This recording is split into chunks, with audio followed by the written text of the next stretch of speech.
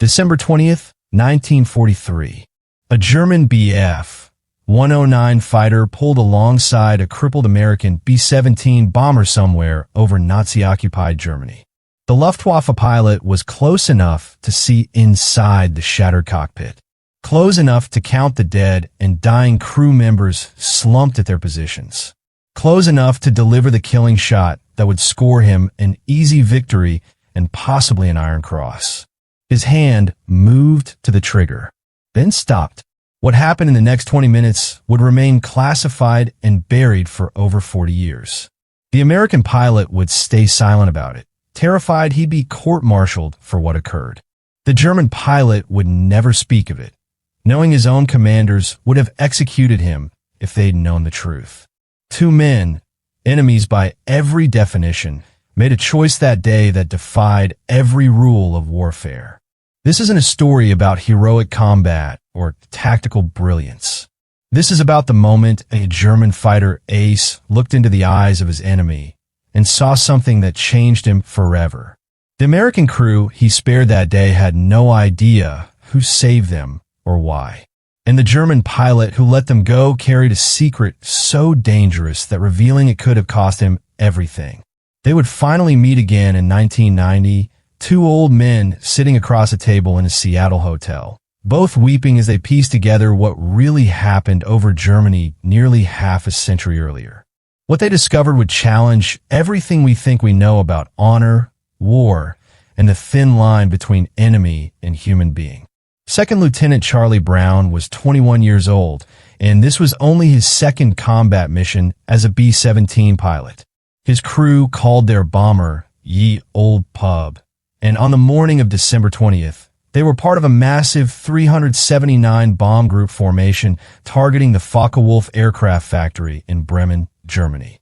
The factory was producing FW-190 fighters that were shredding Allied bomber formations, and High Command wanted it eliminated. The briefing that morning should have set off alarm bells. Bremen was 250 miles deep into German territory, which meant hours of flying through fighter-infested airspace. The Luftwaffe would have plenty of time to organize intercepts.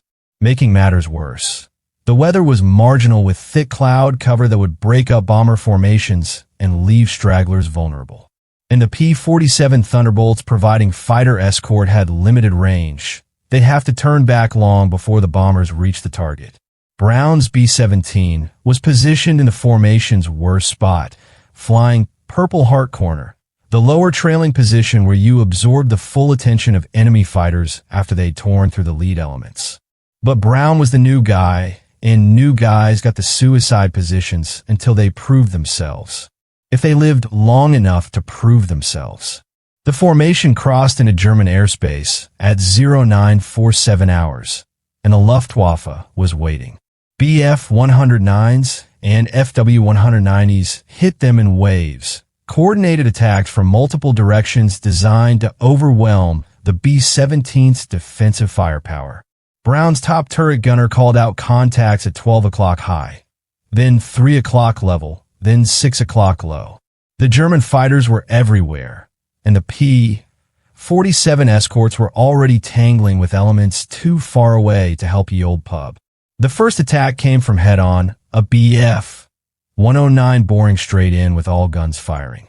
Brown held formation while his nose gunner and bombardier returned fire, their .50 caliber tracers crossing with the Germans' 20mm cannon rounds in a closing geometry that gave neither pilot room for error.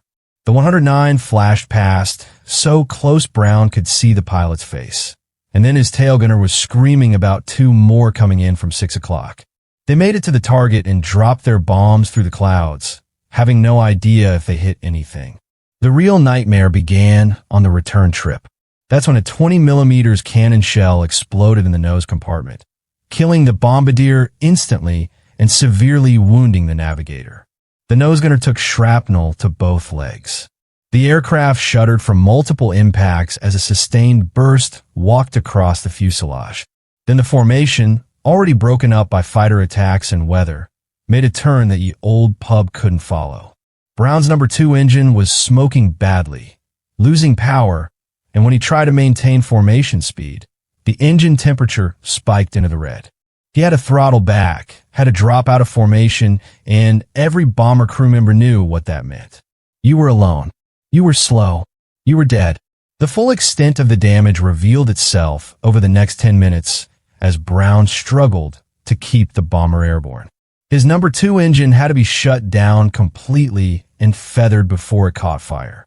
Number 4 engine was running rough, losing oil pressure, and might quit at any moment. That left 2 engines to keep a fully loaded B-17 flying, and the math barely worked. His oxygen system had been shot to pieces. At 27,000 feet, that was a death sentence unless they descended immediately. Brown pushed the yoke forward and started a controlled descent, but controlled was a relative term. The elevator controls were damaged, responding with a mushy delay that made precision flying impossible. They dropped through the cloud layer at 18,000 feet, and that's when things got worse. The tail gunner's voice came through the intercom, weak and slurred. He'd been hit and was losing consciousness from blood loss. The ball turret gunner manually cranked his turret around and discovered that most of the tail section was simply gone. The vertical stabilizer looked like Swiss cheese. The horizontal stabilizers had gaping holes, and he could see sky through sections that should have been aluminum. How the tail was still attached defied physics. Brown tried to assess his crew's status, and the responses painted a grim picture. Bombardier dead, navigator unconscious and bleeding out, nose gunner wounded but still functional, top turret gunner okay, but reporting hydraulic fluid spraying through the cabin. Both waist gunners wounded, one seriously. Tail gunner fading in and out of consciousness. Ball turret gunner traumatized but unhurt. Radio operator trying to render first aid with supplies that were wholly inadequate for the carnage around him. The aircraft itself was dying by degrees. Brown's airspeed indicator had been destroyed, so he was flying by feel and engine sound. His compass was spinning uselessly, the magnetic system disrupted by who knows what damage to the aircraft's electrical systems. Several control cables had been partially severed, leaving him with reduced control authority that made the B-17 want to roll left and nose down no matter what Brown did. He tried to locate the rest of his formation and saw empty sky in every direction. The radio was dead, either from battle damage or electrical failure. He was alone over Germany with a crew of dead and dying men in an aircraft that was holding together through what felt like sheer stubbornness. The cloud cover had broken up, which meant unlimited visibility, which meant every Luftwaffe fighter in the area could see a lone, crippled B-17 limping westward like a wounded animal separated from the herd. Brown knew the statistics. Isolated bombers rarely made a home. The Luftwaffe had time to organize, to position, to set up textbook attacks against a target that couldn't maneuver or defend itself properly. His surviving gunners had limited ammunition after the sustained fighter attacks. Some of the gun positions weren't responding at all, meaning either the guns were jammed or the gunners were incapacitated. At 12,000 feet and descending through 10,000, Brown had to make impossible decisions. Continue west toward England and hope they made it across 250 miles of enemy territory. Try to reach neutral Sweden to the north. Attempt a crash landing in Germany and hope the crew survived long enough to receive medical attention as POWs. Every option ended badly. He chose west, chose home, chose to believe his dying aircraft had one more hour of flight left in it. Oberleutnant Franz Stigler was 27 years old and already had 27 confirmed kills to his credit, one more victory away from earning the Knight's Cross, one of Nazi Germany's highest military honors. He'd been flying combat missions since 1940, survived the Battle of Britain, fought in North Africa, and been shot down multiple times. By December 1943, he was exactly the kind of veteran ace the Luftwaffe desperately needed as their pilot quality declined and losses mounted. That morning, Stigler had already flown 2 combat missions against American bomber formations. His BF, WWII had taken minor damage from a B-17's defensive fire, and he'd landed at a forward airfield near Bremen to refuel and rearm. He was sitting in his cockpit, engine running, waiting for mechanics to finish loading ammunition belts when he heard his commander screaming over the radio about a crippled B-17 heading west at low altitude. Easy kill. Stigler's 28th victory. The Knight's Cross. Maybe even a promotion. He didn't think twice. He released his brakes, shoved his throttle forward, and took off in pursuit. What Stigler didn't tell anyone, what he barely admitted to himself, was that he was starting to hate what he'd become. 3 years of combat had changed him from an idealistic young pilot into something harder and colder. He'd watched friends die. He'd killed men, lots of them, and stopped counting after the first dozen. He'd learned to compartmentalize, to treat enemy bombers as targets rather than aircraft full of human beings who had mothers and girlfriends and dreams. But something had shifted in recent months. Maybe it was watching the war turn against Germany. Maybe it was the increasing desperation in the Luftwaffe's tactics, ramming attacks, and suicide runs that spoke of an organization running out of options. Maybe it was just accumulated trauma catching up to him.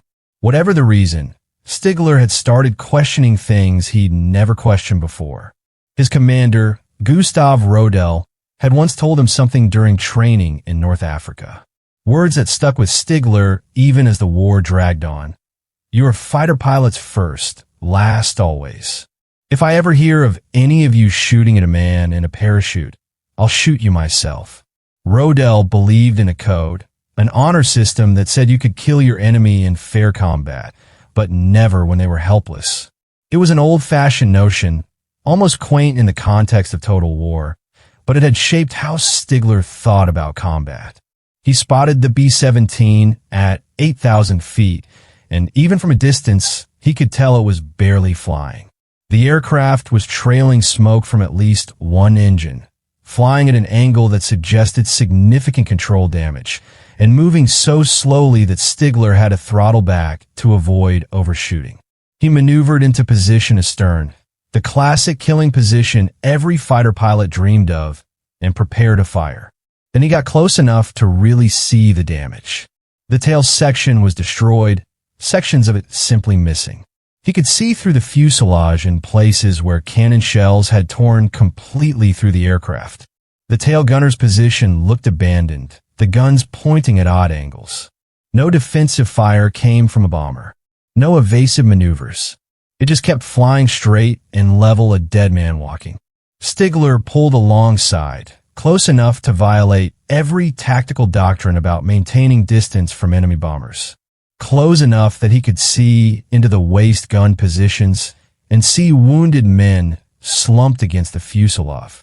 Close enough to see the pilot in the left seat, a young guy who looked absolutely terrified, struggling with controls that clearly weren't responding properly. Their eyes met. Maybe 50 feet separated them. The American pilot stared at Stigler with an expression that wasn't defiance or hatred, just exhaustion and resignation. He knew what was coming. He was waiting for it. Stigler's finger rested on the trigger. One squeeze. 2 seconds of firing. The B-17 would break apart, and he'd have his 28th kill. Stigler couldn't do it. In that moment, looking at the faces of wounded and dying men through the shattered fuselage, something in him refused. This wasn't combat. This was execution. The bomber was already dead, already out of the fight. Shooting it down wouldn't change the war's outcome. It would just kill 8 or 9 men who were already doing everything they could just to stay alive for the next 10 minutes. He thought about Rodel's words. You don't shoot men in parachutes. Well, what were these men if not already bailed out in everything except the technical sense? They were helpless, defenseless, no longer a military threat.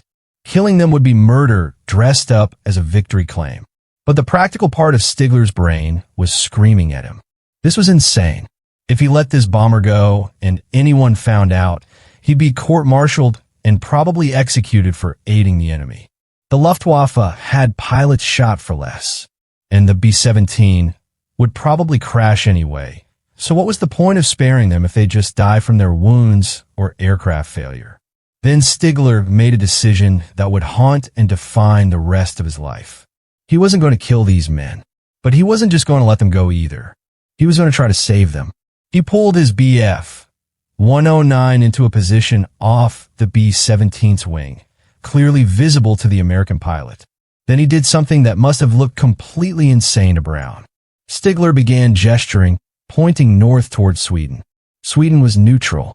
If the B-17 could make it to Swedish airspace, they could land, receive medical care, and sit out the war as internees. It was 50 miles closer than England and their only realistic chance of survival.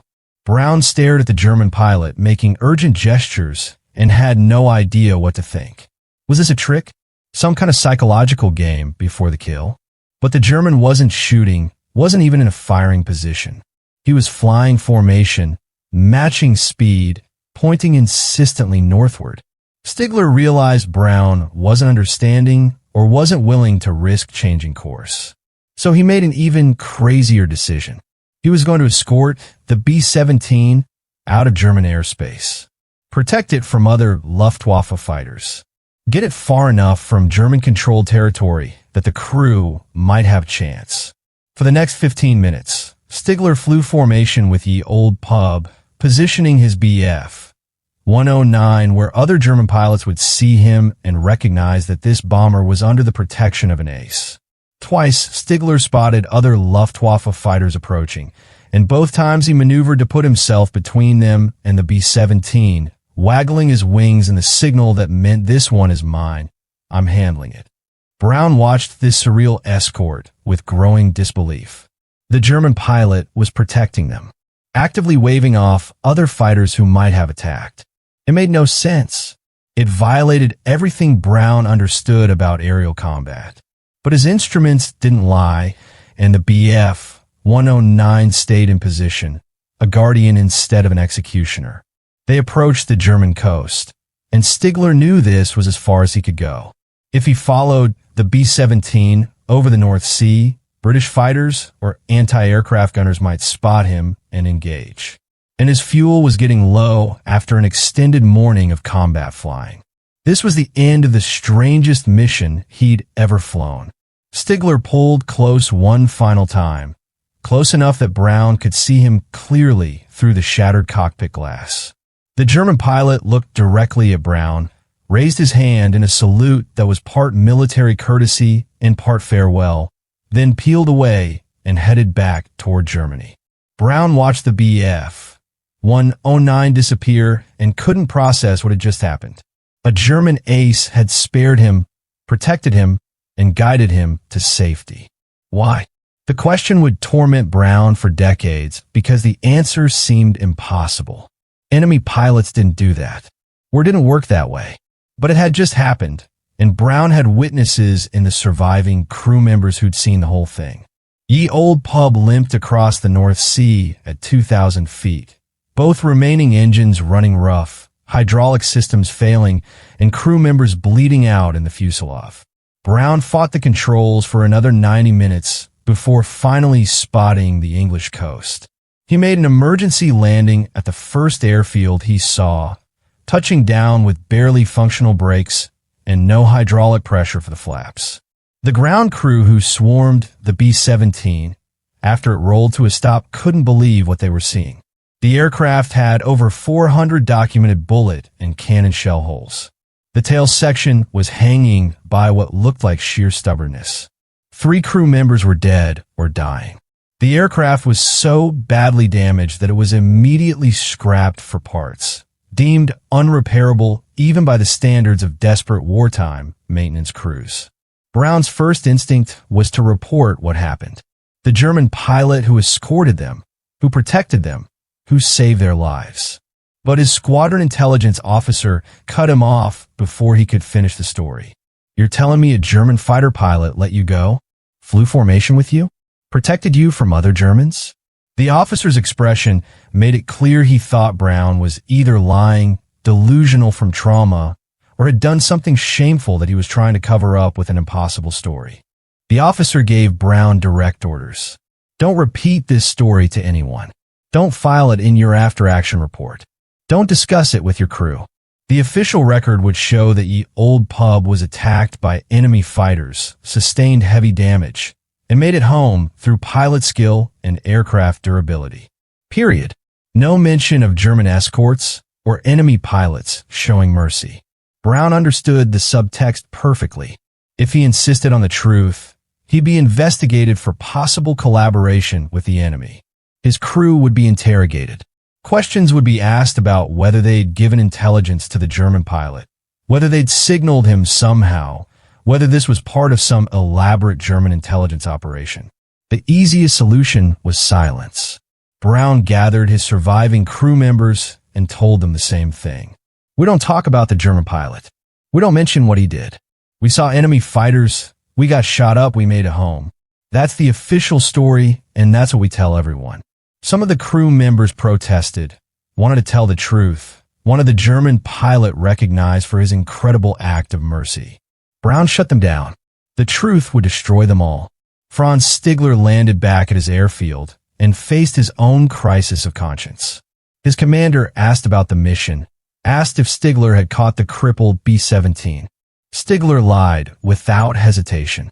He said he pursued it, but lost visual contact in clouds and haze before he could engage. It was plausible enough that his commander accepted it without question. The Knight's Cross would have to wait for victory number 28. But Stigler knew he'd just committed an act that the Luftwaffe would consider treason. He'd aided the enemy, let a valuable target escape, wasted ammunition and fuel on a mission that produced nothing. If anyone discovered the truth, if any of the other German pilots who'd seen him flying formation with the B-17 reported it, he'd be arrested, tried, and likely executed. So Stigler did exactly what Brown did. He buried it, never mentioned it, never filed a report, never told anyone except his wife years later, and even then only the vaguest outline of what happened. The mission became his secret, his burden, his private rebellion against a war he no longer believed in. Both men carried this secret through the rest of the war. Brown flew more missions, eventually completed his tour, and returned to the States. Stigler survived to the wars, and despite being shot down multiple times, and fought until Germany's surrender. They went on with their lives, built careers, raised families, and tried to forget December 20th, 1943. But neither man could completely forget. Brown would sometimes wake up from dreams about the German pilot's face, that moment of eye contact when the decision was made. Stigler carried guilt about the men he had killed and wondered if the B-17 crew had actually made it home or if they'd crashed into the North Sea despite his efforts. Neither had any way of knowing. Neither could tell anyone the truth without risking everything. The secret might have died with both men if not for a series of unlikely coincidences that began in the late 1980s. By then, both Brown and Stigler were retired, living quiet lives far from the war that had defined their youth. Brown had become a diplomat and later a successful businessman in the United States. Stigler had immigrated to Canada after the war, worked as a commercial pilot, and settled into peaceful obscurity. But the memories wouldn't let go. Brown had spent decades thinking about the German pilot who'd saved his life, wondering who he was, whether he'd survived the war, what had motivated him to make such an insane decision. As Brown got older, the question became more urgent. He wanted answers before it was too late, before both he and the mysterious German ace were gone and the truth died with them. In 1986, Brown did something he'd been too afraid to attempt for 40 years. He started actively searching for the German pilot.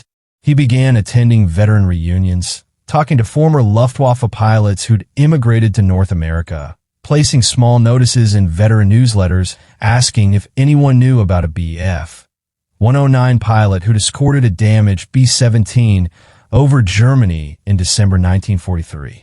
The search seemed hopeless. Thousands of German fighter pilots had served during the war. Many were dead. Others had scattered across the globe, wanting nothing to do with their wartime service. And even if the pilot was alive, would he admit to what he'd done? Would he risk revealing an act that could still be seen as treason or cowardice? Stigler saw one of Brown's notices in a veteran newsletter in late 1989. He read it multiple times, his hands shaking, unable to believe what he was seeing. The American pilot was looking for him. After 46 years, someone else remembered. Someone else knew the secret. And instead of wanting revenge or justice, the notice made it clear that Brown wanted to say thank you. Stigler showed the notice to his wife, the only person he'd ever told about the incident. She urged him to respond, to reach out, to finally close the circle on the story that had haunted him for half a century. But Stigler hesitated. What if it was a trick? What if American military investigators were still pursuing this as some kind of collaboration case? What if Brown was angry, felt that Stigler's mercy had somehow been an insult? It took Stigler 3 months to work up the courage to write a letter. He sent it to the address listed in the veteran newsletter, a short message that said simply, "I was the pilot flying the BF 109 that day. If you're the B-17 pilot, I think you are. I'd very much like to speak with you." Stigler included his phone number and mailed the letter before he could change his mind. Brown received the letter in January 1990 and immediately called the number. 2 old men, former enemies, spoke for the first time in 47 years. The conversation lasted 3 hours. Both men wept. Brown thanked Stigler for saving his life and the lives of his crew. Stigler explained why he'd done it, his code of honor, Rodell's teachings, the moment he'd looked into the cockpit and seen helpless men instead of enemy combatants. They arranged to meet in person, a reunion held at a hotel in Seattle in the summer of 1990. Brown brought several of his surviving crew members. Stigler brought photographs from the war and his flight log showing the date, December 20th, 1943. They spent hours comparing memories, filling in details, understanding for the first time what the other person had experienced that day. The crew members who'd survived were able to finally thank the man who'd saved them. Stigler was able to confirm that his decision had mattered, that the B-17 had made it home, that the men had lived. The relief for both sides was overwhelming. This wasn't just closure. This was validation that in the midst of history's most brutal war, humanity had survived in one small, impossible moment. After the reunion, Brown and Stigler became close friends, speaking regularly and visiting each other multiple times over the next 18 years. What started as closure for a wartime encounter evolved into something neither man expected, a genuine friendship that transcended everything that should have kept them apart. They'd talk on the phone for hours, comparing notes about their lives, their families, their struggles with what they'd experienced during the war. Stigler would fly down from Vancouver to visit Brown in Florida. They'd sit on Brown's back porch, 2 old men drinking coffee and filling in the gaps of a story that had defined both their lives. Brown's wife would later say she'd never seen her husband more at peace than during those visits, like he'd finally been able to close a chapter that had stayed open for half a century. The crew members who'd survived the old pub's final mission had their own reunions with Stigler. The tail gunner, who'd been semi-conscious and bleeding out during the encounter, met the man who'd chosen not to finish him off. The waist gunner who'd watched the BF 109 flying formation through the shot-up fuselage could finally put a face and a story to the surreal memory that had haunted him since 1943. These weren't abstract gestures of reconciliation. These were specific, personal acts of healing. But what struck everyone who witnessed these reunions was how much both sides needed it. Brown needed to thank Stigler, needed him to know that the mercy had mattered, that it hadn't been wasted. And Stigler needed to know that the crew had survived, that his decision to spare them hadn't been pointless, that they'd actually made it across the North Sea and lived full lives afterward. Both men had carried uncertainty for decades, and finally getting confirmation brought a relief that was almost physical. In the late 1990s, Brown and Stigler decided their story needed to be preserved before time erased it completely. They were both in their late 70s, and the window for telling the truth was closing. They reached out to author Adam Makos, who spent years interviewing both men, corroborating details, tracking down surviving crew members and Luftwaffe pilots who could confirm elements of the story. The resulting book, A Higher Call, published in 2012, became an international bestseller. But more importantly, it opened conversations that had been impossible during the war and difficult even decades later. Veterans from both sides read it and recognized their own moral struggles reflected in Stigler's impossible choice. The book wasn't just about one dramatic incident. It was about the daily erosion of ethics that combat demanded and the tiny acts of resistance that kept some men human. Military ethicists seized on the story immediately. The Air Force Academy at Colorado Springs incorporated it into their honor code curriculum, using Stigler's decision as a case study in moral courage. The question posed to cadets was deliberately uncomfortable. If you were Stigler, what would you have done? And more importantly, what would you want to have done versus what you realistically would have done in the moment? The answers split along predictable lines initially.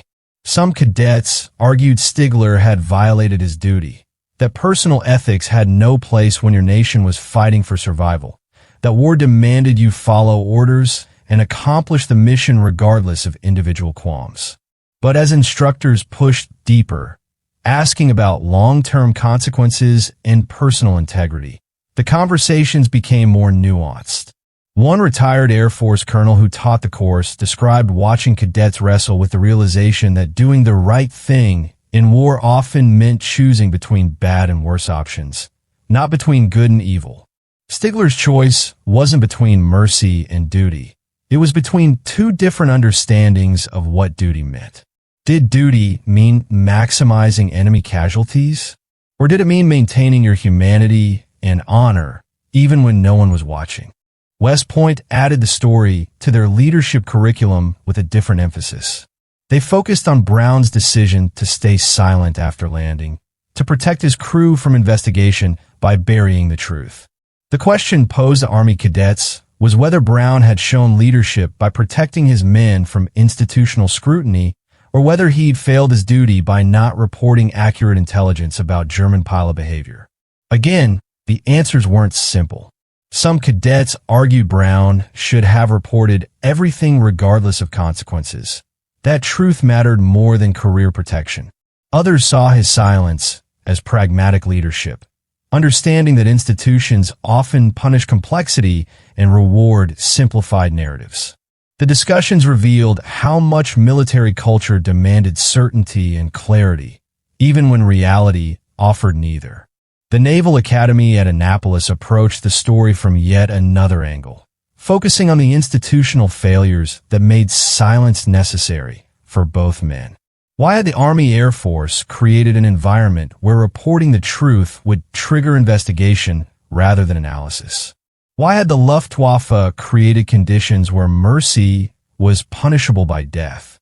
The story became a lens for examining how military institutions could inadvertently punish the values they claimed to uphold. But the impact extended far beyond military academies.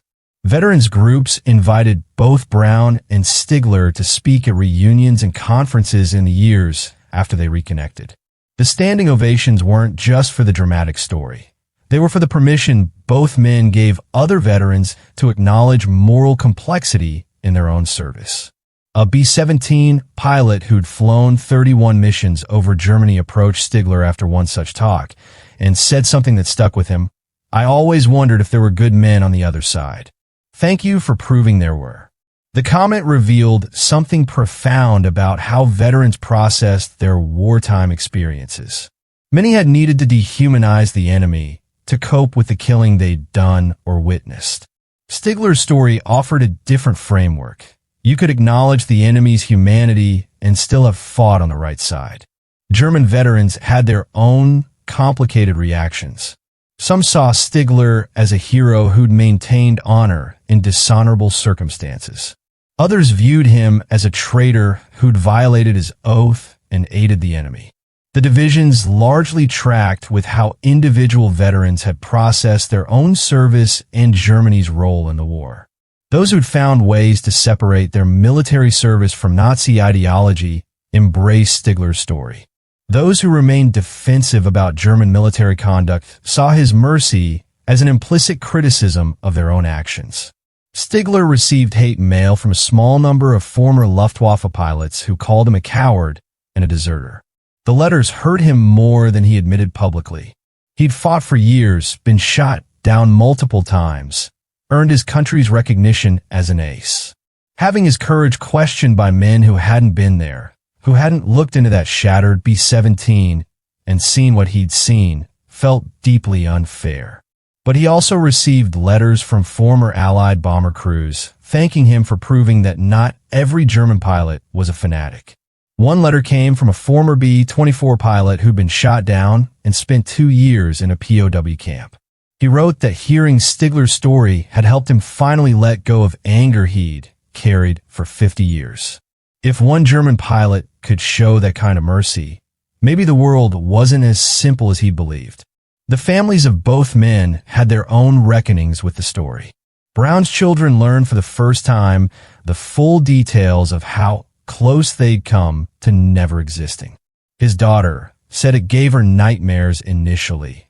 The realization that her entire life, her children's lives, everything hinged on one German pilot's split-second decision not to pull a trigger. The randomness of it was terrifying and humbling. Stigler's sons struggled with different questions. Their father had been relatively silent about the war throughout their childhood, and learning about his ace status and combat record revealed a side of him they'd never known. But they also learned that he'd carried guilt about the men he had killed, the victories he'd claimed before that December day in 1943. The mercy he'd shown Brown was, in some ways, Stigler's attempt to balance an internal ledger that had tilted too far toward death. Historians began re-examining other incidents that might have been buried under decades of classification and silence. How many other acts of mercy had occurred that never made it into official records because the truth was too complicated? How many German pilots had made similar choices but never spoken about it? How many Allied pilots had encountered moments where they could have killed helpless enemies but chose not to? Several cases emerged. A P-51 pilot who'd held fire on a damaged German fighter because the pilot was clearly trying to reach his own lines. A Luftwaffe pilot who'd allowed a damaged British bomber to ditch in the English Channel and had radioed the position to British rescue services. These stories had stayed buried because telling them meant risking court-martial or accusations of collaboration. Brown and Stigler's decision to finally speak had given others permission to reveal their own complicated truths. Military psychologists studying PTSD and moral injury found the story particularly relevant. Moral injury, the psychological damage that comes from violating your own ethical code or witnessing violations by others, had been an unrecognized condition for most of military history. Stigler's account of carrying guilt about the men he'd killed, separate from any fear or trauma about being shot down himself, illustrated moral injury perfectly. The psychologists noted something important. Stigler's decision to spare Brown's crew hadn't erased his moral injury from earlier kills, but it had given him an anchor point, proof that he'd retained the ability to choose mercy when it mattered. For veterans struggling with guilt about actions taken in combat, Stigler's story offered a framework. You couldn't undo the past, but you could make different choices going forward, and those choices mattered. The story also entered popular culture in unexpected ways. A German film company approached Brown and Stigler about adapting their story, but both men refused. They didn't want it dramatized or fictionalized. The truth was powerful enough. Adding Hollywood heroics would cheapen it. Several video game companies requested permission to recreate the encounter in flight combat simulators, and again, both men declined. The encounter wasn't entertainment. It wasn't a mission objective or an achievement to unlock. It was a moment of genuine moral choice, and they feared turning into a game would strip away everything that mattered. But they did agree to participate in a documentary produced for the History Channel in 2011. The footage of both men, elderly but sharp, walking through the encounter step by step, became some of the most powerful war testimony ever recorded. You could see the emotion on Stigler's face as he described pulling alongside the B-17 and seeing the wounded crew. You could hear Brown's voice crack as he described watching the BF-109 salute and peel away, knowing he'd just been saved by an enemy who had every reason to kill him. The documentary ended with footage of their final reunion, shot in 2007, just months before Stigler's health began failing. The two old men embraced, both weeping, and Stigler said something the microphones barely caught. "I'm so glad you made it. I needed to know you made it." Brown's response was equally quiet. "You saved all of us. Every day since then has been because of you." Franz Stigler died on March 22, 2008, at age 92. His funeral in Vancouver was attended by several of Brown's family members who flew up to pay respects. The eulogy mentioned his Luftwaffe service, his 28 confirmed victories. He'd eventually gotten his Knight's Cross for later kills, and his immigration to Canada after the war. But it spent the most time on December 20th, 1943, the day he'd chosen not to kill, and how that choice had defined his character more than any victory.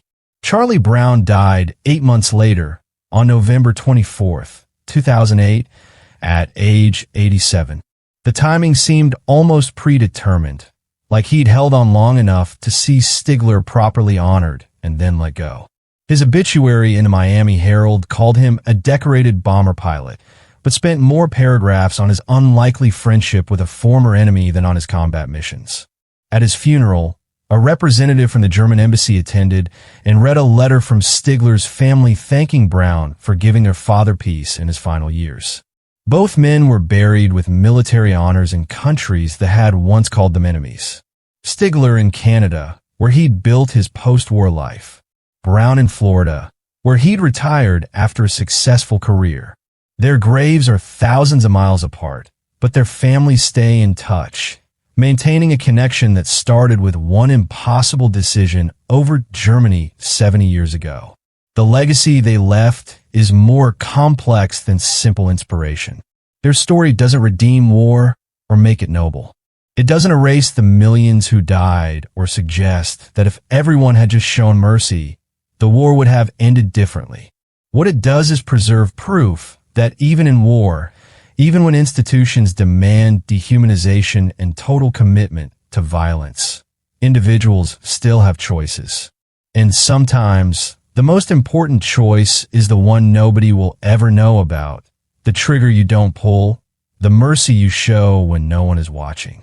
Military chaplains now tell the story in ethical counseling sessions, particularly with pilots dealing with moral injury from drone warfare and targeted killings. The question posed is the same one Stigler faced. When does an enemy stop being a valid target and become a helpless human being you're choosing to execute? The answers matter because they determine whether soldiers can live with themselves after the shooting stops. Legal scholars studying the laws of war found the incident problematic from a technical standpoint. Stigler had arguably violated his duty by not engaging a valid military target. Brown's bomber was still armed, still technically capable of defensive fire, still a legitimate combatant under Geneva Convention definitions. But the story illustrates the gap between legal definitions and moral reality. Legality said Stigler should have fired. Morality, at least his version of it, said the opposite. This tension between legal obligation and ethical choice has become central to modern military ethics discussions, particularly around autonomous weapons and AI targeting systems. If a computer had been making Stigler's decision, it would have fired immediately. The B-17 met all the criteria for a valid target. Only a human being could look past the criteria and see the larger context, the helpless wounded men, the aircraft already defeated, the pointlessness of adding to the day's death toll.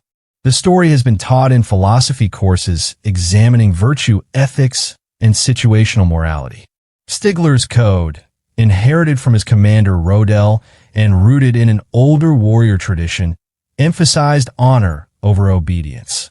He'd internalized a principle: you don't kill helpless enemies, and when the moment came, that principle overrode everything else: orders, duty, career advancement, even personal safety. This kind of ethical framework, where personal code trumps institutional demands, makes military organizations deeply uncomfortable. Armies need soldiers to follow orders, not to make individual moral judgments about which orders deserve following. But Stigler's story demonstrates that soldiers are moral agents, not machines, and they will make those judgments whether institutions want them to or not. The question is whether military culture encourages ethical decision-making or punishes it. Perhaps the most profound legacy is what the story reveals about enemies and enmity. Brown and Stigler were enemies by circumstance, not by choice or nature. They'd never met before that day. Neither knew anything about the other beyond national uniform. Everything about their situation said they should want each other dead. And yet, when stripped of the context of formations and missions and strategic objectives, what remained were two men who recognized each other's humanity. This recognition didn't stop the war. Stigler flew and fought for another 16 months. Brown recovered and flew more missions. Both continued doing their duty as they understood it.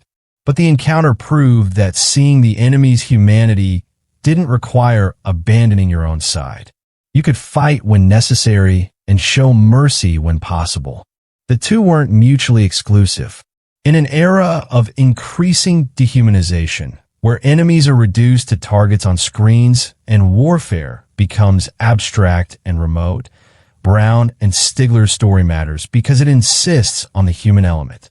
War is ultimately about human beings making choices, sometimes terrible ones, sometimes transcendent ones. The choices we make when no one's watching, when there's no reward for doing right and no punishment for doing wrong. Those choices reveal who we actually are beneath the uniforms and national identities. The bullet holes in Charlie Brown's B-17 told a story about technology and violence, about how much punishment a well-designed aircraft could absorb. But the decision Franz Stigler made told a different story entirely. One about how much humanity a person can retain when everything pushes them toward becoming something less than human. And in the end, that second story mattered more than all the combat victories and defeat statistics that fill military histories. Both men understood this in their final years. Their friendship wasn't about reconciliation between enemies because they'd never been true enemies. They'd been young men forced into impossible situations by circumstances beyond their control.